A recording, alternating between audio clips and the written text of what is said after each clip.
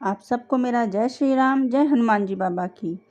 अगर आपको लगता है कि कोई काम आपका नहीं हो रहा है, या फिर आपके दुश्मन बहुत हो गए हैं, या फिर कोई आपको ऐसा लगता है कि कोई आपकी खुशी नहीं देखना चाहता, या आपका कोई ऐसा काम जो बिल्कुल हो ही नहीं सकता, आपने सब कुछ करके देख लिया, कुछ नहीं हो रहा, और लगता है कि कोई काम हो रहा है होते होते और एकदम से अचानक से रुक जाता है, और लगता है कि अरे यार, अब मैं क्या करूँ, अब तो मुझे कोई रास्ता ही नहीं दिख रहा है, अब तो एकदम लास्ट स्टेज हो गया है कि अब मैं कुछ नहीं कर सकता। तो आप पूरी तरीके से हनुमान जी बाबा के चरणों में समर्पित हो जाइए, उनके ऊपर छोड़ दीजिए, वो देखेंगे उनको क्या करना है। उनको बोलिए कि बाबा, अब मैं हार चुका हूँ, मैं आपके चरणों में समर्पित हूँ, आपको देखना है आपको क्या करना है। फिर आपको एक उपाय करना है, बाबा को अपने आप को पूरी तरीके से उनको समर्पित कर दीजिए। फिर आपको एक उपाय करना, आपको क्या करना है कि बजरंग बाण का पाठ करना है। वैसे तो बहुत लोग बोलते हैं कि बजरंग बाण का पाठ नहीं करना चाहिए, लेकिन बहुत बड़ी विपत्ति हो गई हो, बहुत बड़ी समस्या हो, जिसका कोई समाधान ना मिल रहा हो, तो आप क्या करोगे? तो आपको तो बजरंग बाण का पाठ करना ही पड़ेगा, बाबा को मनाना ही पड़ेगा, उनकी कृपा तो मिलनी ही चाहिए आपको। तो फिर आप क्या करोगे कि बजरंग बाण का पाठ करोगे। इसको आपको मंगलवार से शुरू करना है, शनिवार से नहीं, मंगलवार से शुरू करना है। मंगलवार से लेके पूरे 21 दिन तक, मंगलवार से शुरू करके पूरे 21 दिन तक आपको बजरंग बाण का पाठ 3 पाठ डेली करना है।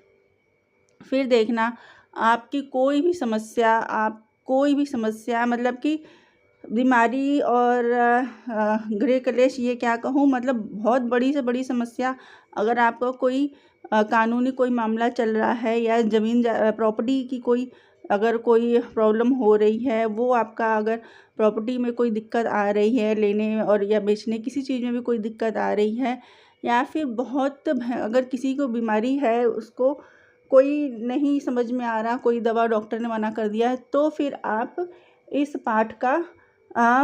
पाठ को पढ़िए। इस पाठ को बाबा के सामने मंदिर में बैठ के पढ़ेंगे तो ज़्यादा अच्छा रहेगा। मंदिर में बैठ के पढ़िए, और चमेली के तेल का दिया जला के, और उसमें 2 लौंग डाल देंगे तो और भी अच्छा, सोने पे सुहागा।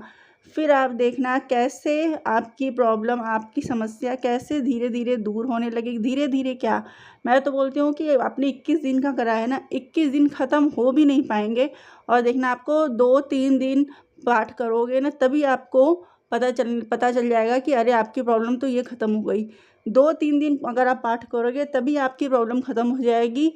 ये मैं आपको लिख के दे सकती हूँ, गारंटी के साथ दे सकती हूँ कि आपकी परेशानी, जो भी परेशानी है, आप 2-3 दिन अगर पाठ करेंगे तभी आपकी सारी परेशानी दूर होगी। 21 दिन तो बहुत दूर की बात है।